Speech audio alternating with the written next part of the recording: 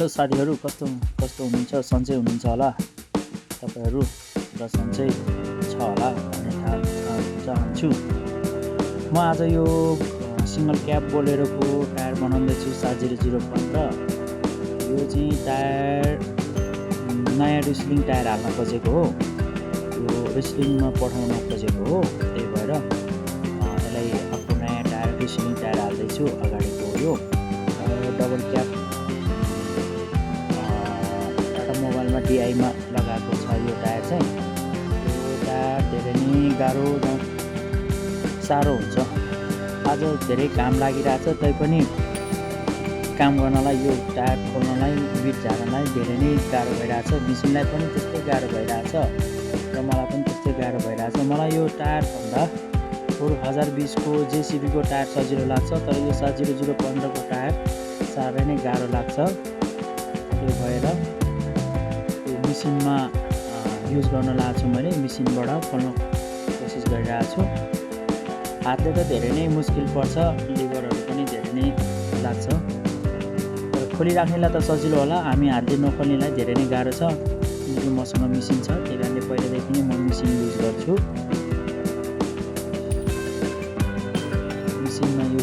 मेसिनले पनि खोल्नलाई यसलाई मुस्किलै हुन्छ, किनकि यो धेरै नै कडा हुन्छ। मेसिनले पनि बाहिरबाट चेप्न पर्ने हुन्छ, भित्रबाट चेप्दा थाल्छ बिट यसको। त्यही कारणले हेर्नु लास्टै गाह्रो हुन्छ। स्याम्पू पानी लगाएर जति लगाए पनि, जे गरे पनि धेरै नै गाह्रो हुन्छ यो टायर बनाउनलाई। स्याम्पू पानी राम्रोसित लगाएँ, तैपनि अब हेर्नु यसको बिट माथि ल्याउनलाई पनि मलाई मुस्किल पर्छ। यो धेरै नै मुस्किल पर्छ। मैले धेरै ताल ट्राई गरेँ, बल्ल बसेको थियो। अब यो ताने मैले, यो पनि चिप्लिन्छ, चिप्लियो। यो टायर धेरै नै कडा छ, अरू टायरभन्दा धेरै नै कडा छ यो 70015। फेरि गयो। म त यो टायरभन्दा 1020 टायर बनाउनलाई नै बरु मलाई सजिलो लाग्छ। यो टायर मेसिनै भए पनि मलाई धेरै नै गाह्रो लाग्छ। साथीहरूलाई चाहिँ भन्नु होला है, तपाईँहरूलाई चाहिँ कुन चाहिँ टायर अलि गाह्रो लाग्छ। मलाई त 70015 बाइक अरू कुनै पनि टायर गाह्रो लाग्दैन। बल्ल बस्यो, मेसिनले घुमाउन नि गाह्रो पर्छ यसलाई।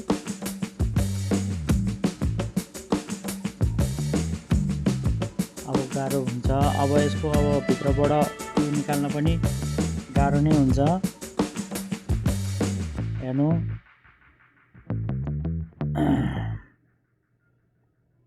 धेरै गाह्रो छ ट्यु निकाल्न पनि। यसले त मेरो पसिना नै निकालिदिएको थियो।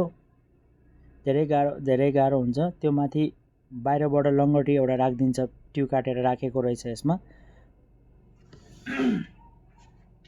त्यही कारणले धेरै नै गाह्रो छ, धेरै नै गाह्रो निकाल्नलाई धेरै गाह्रो हुन्छ यसको।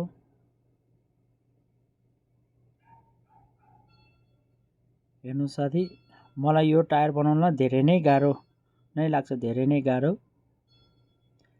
कति कडा टायर छ यो 70015।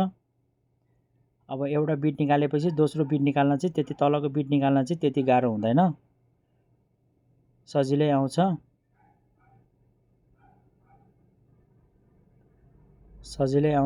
मेसिन भएको हुनाले हो मलाई अलि सजिलो लागेको। तर हातले निकाल्न पर्यो भने त यो पनि गाह्रै हुन्छ। तर कमेन्टमा चाहिँ एउटा कुरा चाहिँ भनिदिनु पऱ्यो कि साथीहरूले, कुन चाहिँ टायर चाहिँ तपाईँहरूलाई गाह्रो लाग्छ होइन। साथी च्यानललाई सब्सक्राइब गरिदिनु होला, लाइक गरिदिनु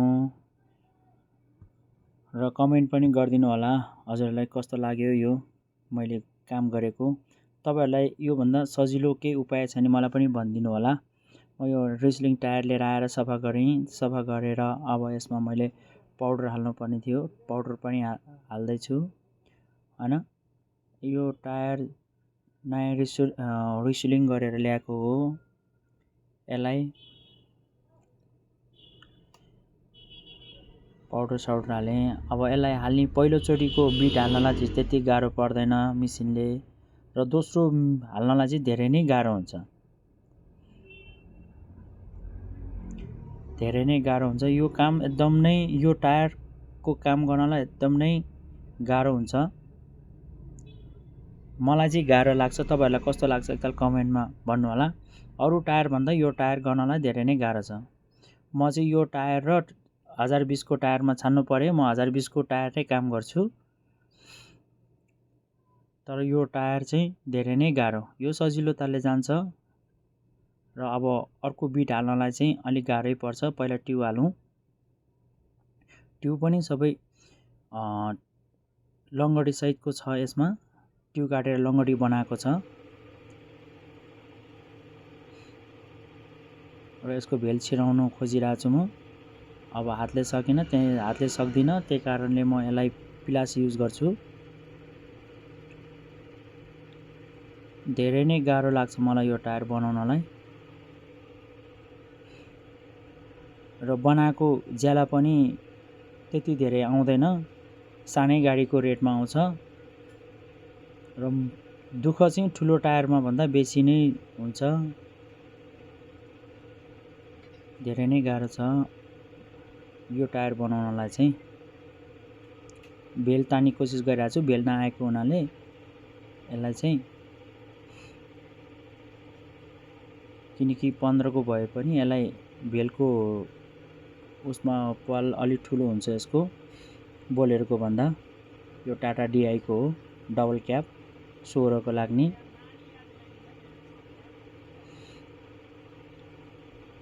स्याम्पू पानी लगाएर गर्दैछु।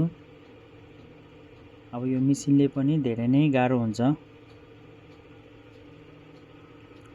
साथीहरू यस्तै भिडियोहरू हेर्नु मन छ भने, केही कुरा सिक्नु छ भने, तपाईँहरूलाई नि केही भन्नु छ भने प्लिज सब्सक्राइब, लाइक, कमेन्ट गरिदिनु होला र मेरो च्यानललाई अलिकति सहयोग गरिदिनु होला।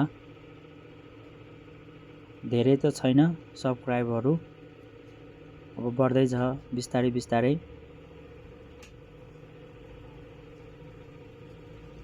मैले सिकेको कुराहरू तपाईँलाई सिकाउँछु र तपाईँहरूले जानेको कुरा नि मलाई भन्नु होला कमेन्टमा। सिकेको कुरा सिकाउनलाई राम्रो हो, तपाईँहरूबाट नि म केही सिक्छु। मैले केही काम गल्ती गरेको छु भने तपाईँहरूले कमेन्टमा भनिदिनु होला मलाई, यसरी गर्नु भनेर। किनकि काम कहिले पनि सिकिँदैन, सधैँभरि सिक्ने नै हो।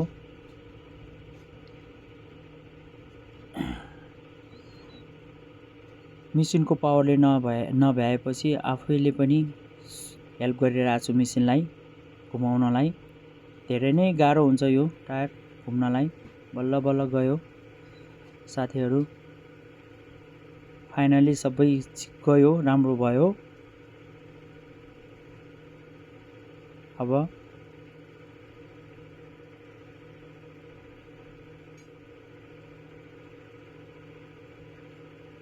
हावा हाल्न मात्र बाँकी छ।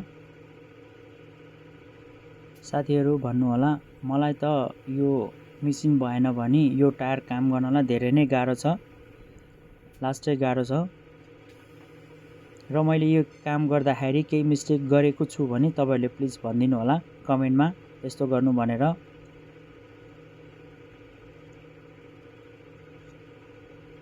म त्यही अनुसारले गर्नेछु।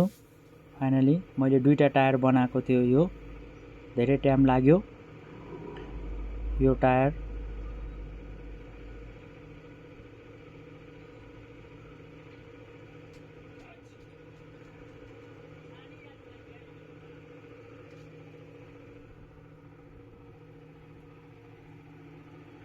मैले एउटा पहिला नै बनाइसकेको थिएँ, तर भिडियो गर्ने मान्छे थिएन, त्यही कारणले लास्टमा भिडियो गर्ने साथी आइदियो अनि साथीले यो सहयोग गर्यो। यही हो डिआई, यसैको हो। धेरै गाह्रो छ। म त भन्छु यो टायरभन्दा 1020 टायर बनाउनु नै ठिक हुन्छ। यो धेरै नै गाह्रो छ।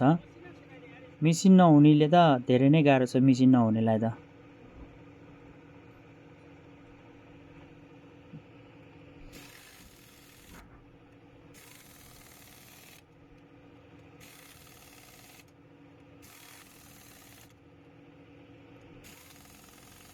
म चाहिँ यो नटहरू सबै मेसिनले नै टाइट गर्छु, मेसिनले खोल्छु।